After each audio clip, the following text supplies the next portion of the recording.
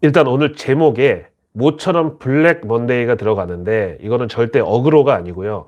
뭐 이미 FMC 날 이례적인 급등이 나왔을 때 저는 아니 이게 왜 친시장적이냐고, 유동성 중독자들이 이걸 왜 반기고 이걸 상승 재료로 써먹냐고 전 이해가 안 된다. 그러면서 한 2, 3일 정도 더 FMC 영향권에 들어간다고 보고 지켜보자고 했었는데, 지난 금요일에 이제 마침내 뉴욕 증시에서 막판까지 파티를 즐기던 사람들이 비상벨 소리를 듣고 갑자기 출구로 일시 막 몰리면서, 그렇다고 다행히 큰 사고가 나지는 않았는데 그 비상구 근처에서 갇혀버린 사람들 사이에서 지금 불안한 기색이 역력합니다.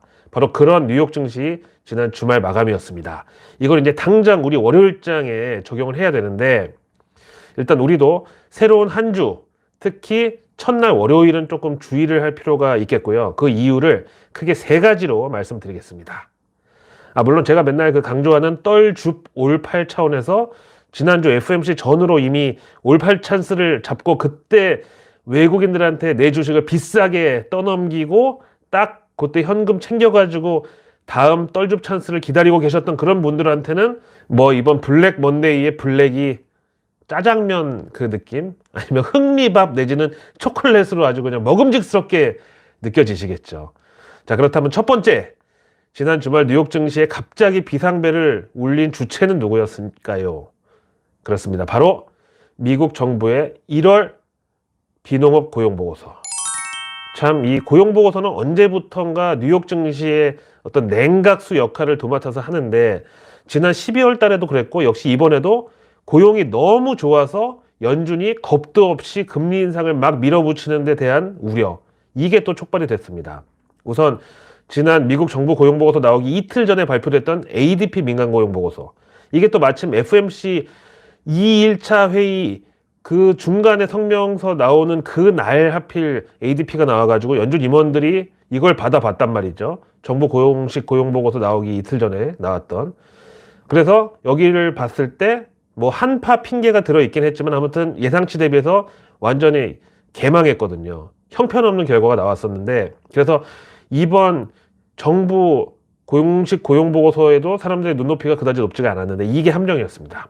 결과는 그야말로 서프라이즈 수준이었는데, 예상치 비농업 고용 증가 건수가 18만 7천 건이었었는데 그거에 더블도 넘는 51만 7천 건의 비농업 일자리가 증가를 했고요. 거기다가 설상가상으로 실업률이 3.4%로 그 전달 3.5%도 진짜 이 50년 만에 최저 수준이라고 그때 했었는데, 이 기록도 깨고 이번에는 1969년 이후 최저치. 그러면은 우리 그 연예인으로 치면은 이병헌 형님, 하희라, 신혜라 이런 누님들, 그분들 나이만큼, 그러니까 이분들 지금 50 중반인데 미국 실업률이 이분들 태어났던 그 해에 3.4% 찍고 그 이후로 지금까지 단 한 번도 보지 못했던 수치가 이번에 처음 나왔다고요. 저 개인적으로 이번에 이 실업률 3.4% 이거를 조금 심도 있게 그 분석을 해보자면은, 사실 연준의 그 듀얼 맨데이트, 즉 양대 책무가 바로 물가 관리하고 실업률 관리 이거거든요. 근데 이 두 가지는 사실 연결이 돼 있습니다.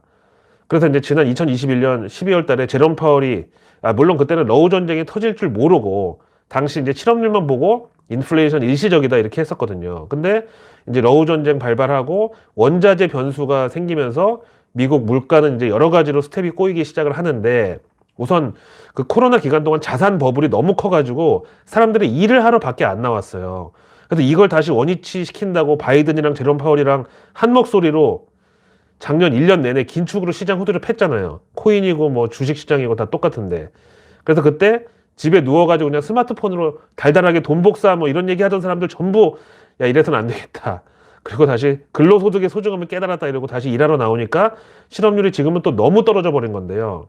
근데 이게 다 유동성 버블의 어떤 해소 과정에서 있는 일이라고 보고, 대신에 연준이 물가, 이 인플레이션은 일단 그냥 방관을 하기로 한 것 같아요. 대신에 양대 책무 중에서 실업률만 관리를 한다.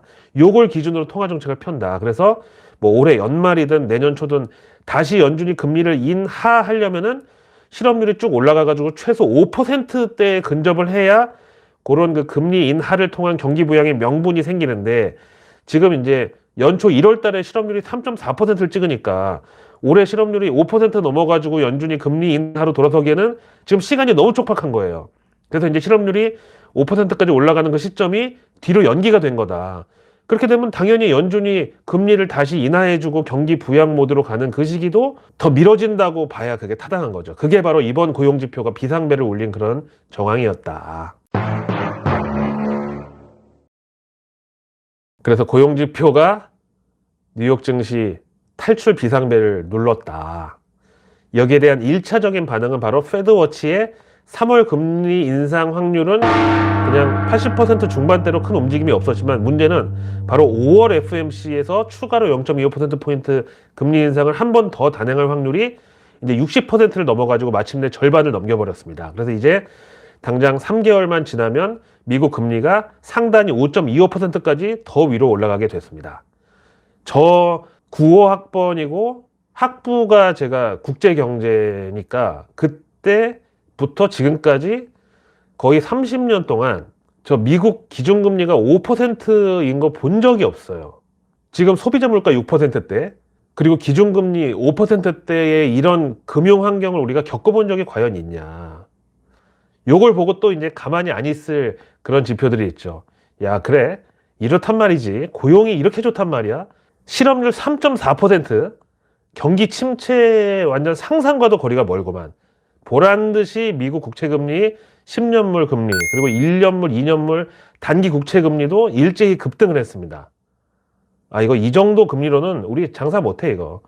연준이 기본 단가를 더 올린다잖아. 이렇게 약간 신경질적인 반응이 나왔습니다. 거기다가 미국 달러 인덱스는 1% 넘게 급등을 했고, 그리고 뉴욕 환시에서 우리 원달러 역외 환율이 달러 인덱스 상승폭보다 훨씬 큰 1.8%대 급등 나타났습니다.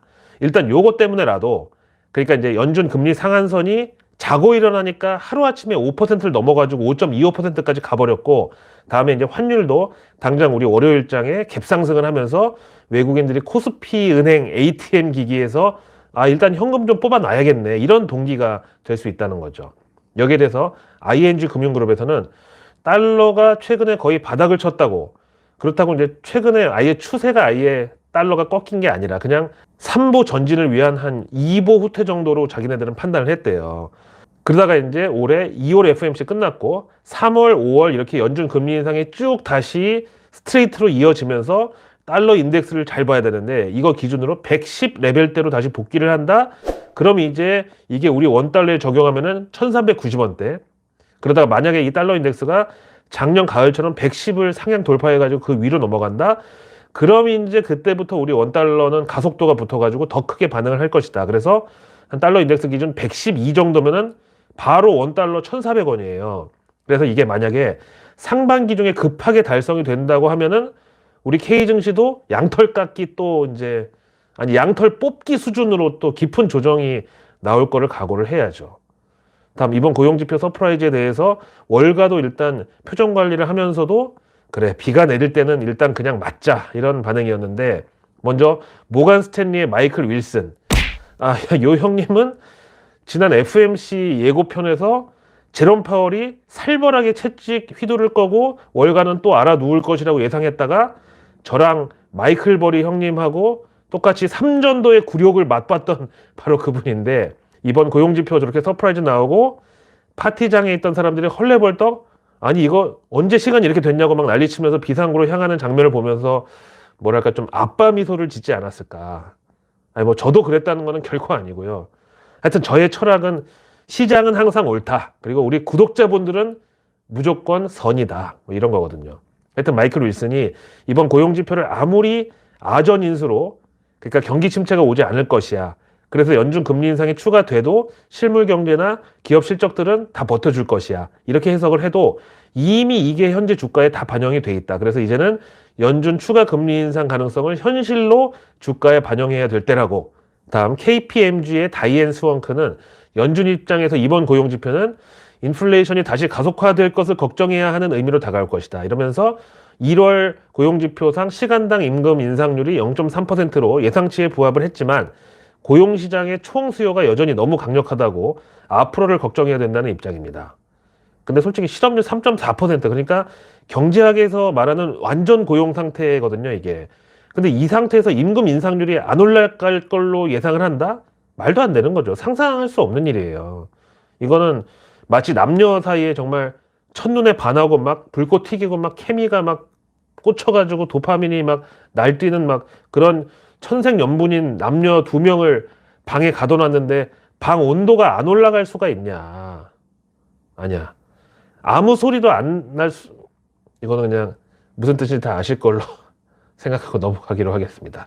자, 여기에 대해서 마침 주말에 연설 찬스가 있었던 샌프란시스코 연은의 메리 데일리 총재가 이때다 싶어가지고 또 한마디 치고 나오는데 1월 고용 지표는 감탄할 만한 수준이었지만 그렇다고 미국 고용 추세 자체로 보면 놀라운 수준도 아니다. 계속 더 좋아질 것이다. 이렇게 봤고 지금은 뭐든 다 긍정적으로 보이는 것 같아도 연준이 인플레이션과의 싸움에서 승리를 선언하기에는 아직 너무 이르다.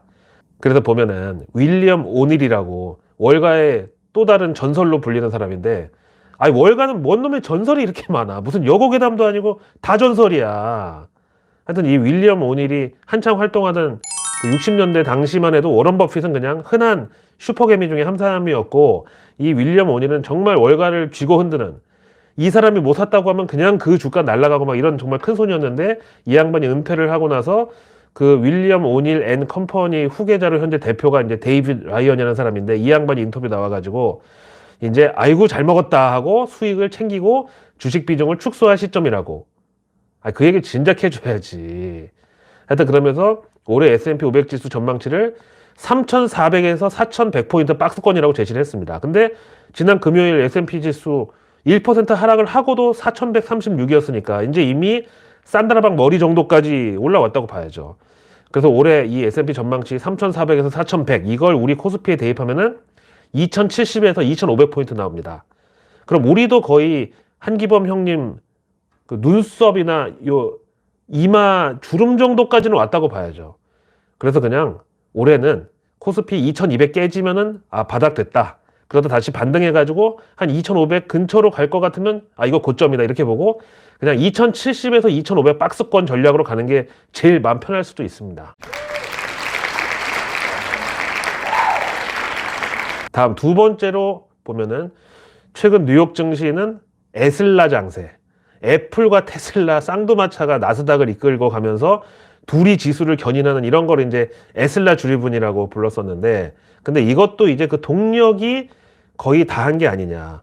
왜냐면 그 메인 동력이 쇼커버링, 즉 공매도 포지션 청산되면서 하방 세력들이 수익 실현하는 과정에서 이제 지수가 일시적으로 튀어오르는 거. 이것도 이제 거의 다 종료가 됐기 때문에 이런 에슬라의 그 자리를 새로운 뭔가가 뭐 대체를 해준다. 뭐 엔비디아, 아마존 해가지고 에마존? 아니 좀 그런가? 엔마존인가? 아니면 뭐 다른 걸로 교체가 되면 다행이고 아니면 이렇게 또 1월 효과 내지는 연초 랠리는 또 사그라들고 결국은 다시 연준 긴축의 그 노예로 채찍질에 시달리는 그런 장면으로 또 돌아가는 거죠. 일단 올해 2023년 들어가지고 이 에슬라가 쌍두마차로 쇼커버 랠리를 주도하다가 지난 금요일에도 뭐 나름 앞에서 잘 이끌었지만 다른 기술주들이 이날만큼은 심드렁하게 거기 안 쫓아갔어요. 결국 나스닥이 1% 넘게 하락 마감했는데 근데 뭐 지난주 나스닥 상승률에 비하면 1.6% 하락이야 뭐 그야말로 숨고르기 내지는 뭐 마바라들이 얘기하는 유기농 조정 뭐 그 정도밖에 안 된다고 볼 수 있지만 하여튼 에슬라 그 두 개 시총이 거의 나스닥의 한 20% 차지하는데 이 두 개가 1%대 상승을 하고도 나스닥이 하락을 했다는 거는 투심이 그만큼 지금 경계감이 크다는 거죠. 그 중에서 이제 먼저 테슬라를 보면은 미국 지난 금요일에 일론 머스크 관련된 재판 결과가 하나 나왔습니다. 이게 그 2018년도 당시에 일론 머스크가 하도 공매도 세력들한테 막 시달리다가 그냥 차라리 테슬라 상장 폐지하고 비상장으로 가겠다고 트위터에 글을 써가지고 당시 난리가 났었던 그 사건인데요. 이게 그 우리 셀트리온 서정진 회장이 한번 기자회견에서 똑같이 공매도 세력 때문에 경영 못 해먹겠다고 셀트리온 상장 폐지한다고 한번 그랬다가 뭐 진심이 아니었다 번복했던 그거랑 정말 어떤 평행이론급의 이벤트였는데 하여튼 당시 그 테슬라 일론 머스크가 사람들이 야, 너 그럼 테슬라 상폐하고 비상장으로 돌아간다 그러면은 그 사람들이 갖고 있는 테슬라 주식 네가 도로 다 매입해야 되는데 너 돈 있어? 그랬더니 일론 머스크가 나 그 자금 이미 다 마련해 놨다고 그렇게 대응했었거든요. 근데 이게 이제 그 거짓말이다, 근거 없는 사실이다 이거 가지고 재판이 들어갔고 그때 이제 정황이 뭐냐면 그래서 우리도 이제 정리매매할 때 막 그 올라가는 그 메리츠 그 보셨잖아요. 그래서 테슬라도 테슬라 상폐한데 비상장으로 가는데 그럼 더 비싸게 사줄 것이다 해가지고 테슬라 주가 그때 급등했다가 일론 머스크가 그냥 무승부로 하지 않을래? 없던 일로 하지 않을래? 이러면서 그때 그 상승에 올라탔던 사람들 전부 물려버리고 저 새끼 또 그 구라쳤다고 막 이렇게 막 제소하고 막 법정 공방이 계속 있었는데 지난 금요일에 미국에서 이거 이제 배심원들이 만장일치로 무죄 판결을 내렸다고 합니다. 이제 이 소식이 테슬라 지난 금요일 마지막 쇼트 스퀴즈, 그러니까 공매도 포지션 쥐어 짜가지고 그 집을 먹고 증시가 오르는 그런 상황이 연출됐다는 거고요. 다음에 이제 애플은 이번에 4분기 실적이 결국 예상치에 미달하는 실적 부진을 발표했고, 여기는 그 중국 그 이슈가 있는데, 사실 중국이 우리가 이제 기억하는 거는 바로 작년 12월에 제로 코로나 종료 선언한 그건데, 그 전에 이미 4분기 10월, 11월 그때는 뭐 정저우 그 애플 하청 공장 폭스콘 막 공장 봉쇄되고 난리 났었잖아요. 그래서 심지어 막 봉쇄 못 참고 폭스콘 노동자들이 막 탈출하다 잡혀오고 막 그 난리 쳤었는데, 그렇게 생산 차질이 좀 있었다 보니까 주문 후에 대기 시간이 길어지는 바람에 그 아이폰 14 수요가 악화되는 이제 이런 게 핑계거리가 되긴 했죠. 근데 지금 월가에서는 이제 중국이 완전히 리오프닝을 하면서 올해 들어서 중국 폭스콘도 다시 이제 생산을 늘리고 있지만 정작 주문량이 감소를 했다고 전하고 있어요. 그러니까 애플의 매출 둔화는 뭐 중국의 생산 차질이라는 그런 핑계가 통했던 게 지난 4분기였다면 이제 그 핑계가 사라지고 나면은 정작 올해 1분기, 2분기에는 주문 감소, 수요 둔화 이런 민낯이 드러날 것이다. 이런 경계감이죠. 그럼 정말 이거는 저가 매수든 숏스퀴즈든 그 어떤 것도 안 통하는 그런 재료다 이거예요. 여기에 대해서 링스 에쿼티 스트래티지 측은 미국, 유럽, 아시아 전역에서 아이폰에 대한 수요 둔화를 예상한다. 거기다가 글로벌 경제가 상반기에 이제 부진할 동안 소비자들은 저가형 PC를 선호하면서 맥 제품 역시 애플 매출에 큰 기여를 못할 것이다. 이렇게 전망을 했습니다. 근데 우리 K증시에서는 주말에 대형급 이슈가 하나 나왔는데, 우리 금융위원회가 그동안 그렇게 이거 막 뜸들이고 간보던 애플페이 도입을 사실상 허가했다는 소식입니다. 원래 이 애플페이가 현대카드하고 뭐 그 독점 파트너십으로 한국에 서비스 출시할 예정이었는데, 금융위가 이번에 여신금융업법, 뭐 전자금융거래법 이런 거 관련 법령하고 유권 해석 등을 고려해가지고 현대카드뿐만 아니라 국내 신용카드사들이 필요한 절차와 형식만 갖추면은 다 함께 애플페이 서비스를 공유할 수 있다. 이렇게 결정했습니다. 그래서 주말에 외신들도 드디어 애플페이가 사우스 코리아 마켓에 상륙한다고, 대한민국 드디어 애플페이가 뚫었다고, 그리고 금융위 승인 득했다고 증거를 막 이렇게 달아가지고 기사를 내보냈고, 또 애플 코리아 홈페이지에도 어제 토요일자로 그동안은 한국 내 서비스 항목에 없던 애플페이 로고가 떡하니 이제 박혀 있습니다. 근데 요거는 관련주들이 좀 옥석 가리기가 사실 필요는 합니다. 네. 다음 세 번째, 우리가 블랙 먼데이를 피할 수 없는 불길한 기운을 담은 그 이슈가 바로 주말 미국이 정말 이것 때문에 발칵 뒤집혔었습니다. 우리 북한 무인 정찰기 넘어왔을 때 그때 수준으로 뒤집어졌어요, 미국이. 그게 바로 중국의 스파이 벌룬. 오늘 썸네일에 등장한 바로 그겁니다. 우선 이번 중국의 스파이 벌룬, 이거 한국말로 하면은 간첩 풍선 이렇게 되는데, 이 경로를 보니까 우리 서해를 이렇게 통과해가지고 남해를 훑고 지나가서, 경로부터 일단 시작부터 기분이 더러운데, 하여튼 그렇게 일본 남부지방을 거쳐가지고 태평양을 건너서 캐나다를 들렀다가 다시 쭉 내려와서 미국으로 이게 날아갔는데, 도대체 이게 정체가 뭐냐를 놓고서 처음에 이제 미국 펜타곤에서도 막 위성 사진에다가 뭐에다 다 동원해가지고 분석을 해봤지만 아무리 봐도 뭐 미사일이나 어떤 무기를 탑재한 것은 아니었다. 그럼 과연 정체가 진짜 뭐냐. 그래서 경로를 추적해보니까 중국에서부터 날라온 게 맞긴 맞아요. 그러니까 이제 미국 펜타곤에서도 고민을 하는 거야. 이게 만약에 무슨 열기구 여행을 하는 민간인이 여기 타고 있으면은 이거 잘못 격추시키거나 그러면 큰일 나잖아요. 하여튼 그런데 이게 조금씩 고도를 낮추더니 미국 몬타나주 상공에서 마침내 이 육안으로 발견이 됐어요. 근데 그 몬타나주는 미국 3대 공군 기지가 있는 그런 곳이고, 여기가 그 UFO 그 지하 그 매장 시설 있다고 막 그런 음모론 있는 거기 몬타나주 그 공군기지야 여기가. 그 안에 무슨 ICBM하고 핵무기 저장소 다 있거든요. 그 지역이란 말이죠. 그래서 하필이면 왜 글로 날아갔냐. 그럼 중국 측에서 알고 있냐? 확인을 요청했는데 중국 정부에서 민간 기상 관측용 풍선이다. 그리고 원래 그렇게 미국까지 날아가려고 했던 게 아닌데 뭐 궤도에서 이탈해가지고 뭐 바람을 역풍을 타고 막 거기까지 갔다 날아갔다. 이렇게 중국 측에서 얘기를 했나 봐요. 그래서 미국에서 이걸 어떻게 할까 하다가 아무래도 수상쩍으니까 이제 바이든 대통령한테 이제 키가 넘어갔어요. 그래서 이제 바이든이 뭐 어디 갔다 오는데 기자가 이제 이 스파이 언론 얘기 들었냐 했더니 take care of it 이라고 했어요. 이게 뭐 풍선을 잘 돌봐주겠다는 뜻이겠습니까? 처치하겠다는 소리죠. 그래서 이제 요 말 나오자마자 F-22가 출동해가지고 가까이서 보니까 크기가 우리 관광버스 3대 합친 것만 하대요. 지름이 그럼 한 50m 넘는 거 아니에요? 엄청 큰 거야. 하여튼 그래서 이걸 이제 우선은 그 F-22 미사일로 격추를 시키고 잔해를 수거를 했다고 합니다. 그 다음부터는 이제 과연 이 풍선에 어떤 장비가 탑재가 되어 있는지 뭐 디테일한 거는 지금 미국 펜타곤에서 비공개로 조사 중이라고 합니다. 근데 여기에 대해서 중국이 강력하게 항의 성명을 내고 아무런 무기도 없는 풍선을 왜 괜히 격추시키냐. 남의 나라 이거 자산인데 니네가 왜 훼손시키냐고 지금 막 따지고 나섰나 봐요.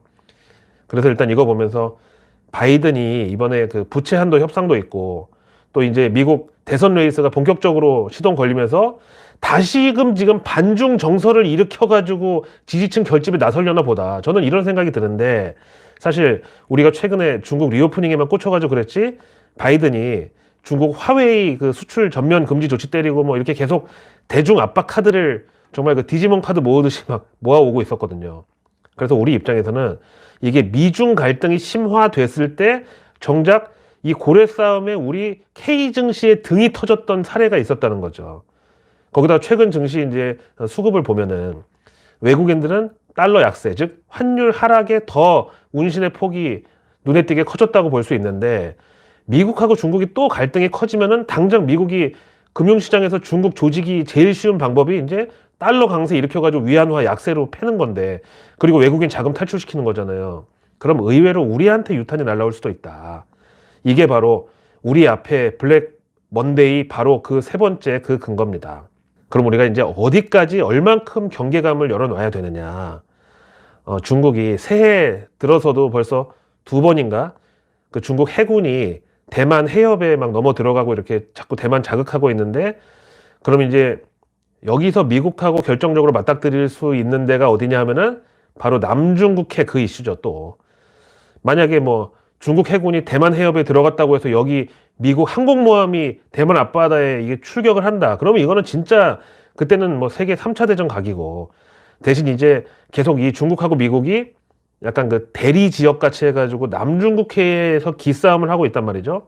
근데 만약에 이번 스파이 풍선 가지고 중국이 남중국해에서 미국의 무력 시위를 하거나 아니면 뭐 미군 민간기 아니면 뭐 이렇게 정찰 위성 드론 같은 거를 야 우리도 풍선인 줄 알고 격추시켰어 이렇게 나올 경우에 정말 바이든이 그 레드 라인을 넘는 정치적 모험을 결심할 수도 있죠.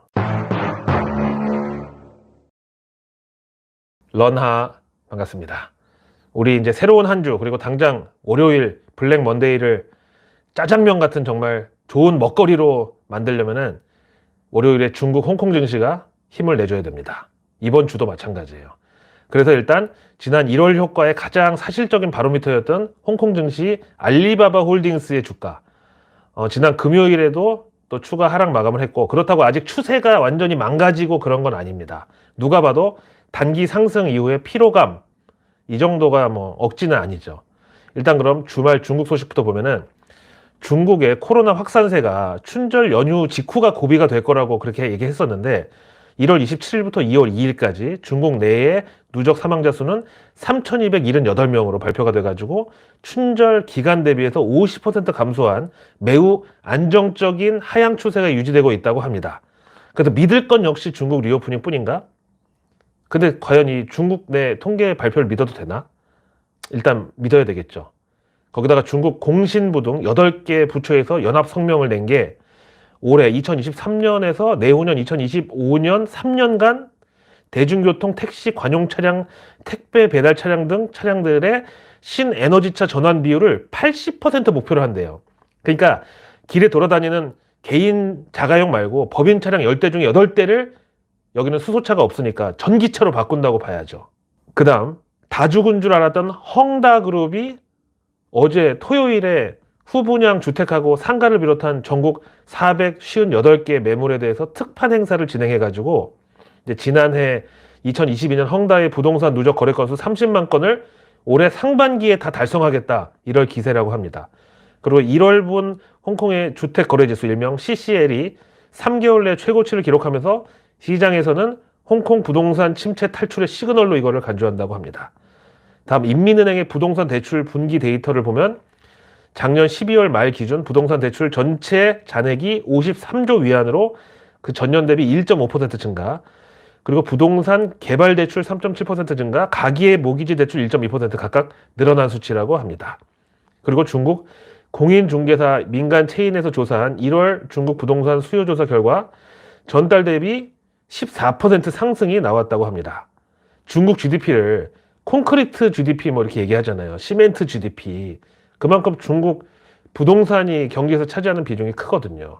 그래서 정말 중국 부동산 시장만 봤을 때는 올해 중국 당국의 경기 부양 의지가 진짜 굳건하다 못해 정말 헝다까지 다시 살리는 거 보면은 뭐랄까 참 비장함마저 느껴진다. 전 이렇게 평가하고요. 그래서 내일 뉴스는 내일 보면 너무 늦습니다. 구독과 알림 설정 터치만으로 아직 나오지 않은 내일 뉴스를 매일 저녁 미리 받아보실 수 있습니다.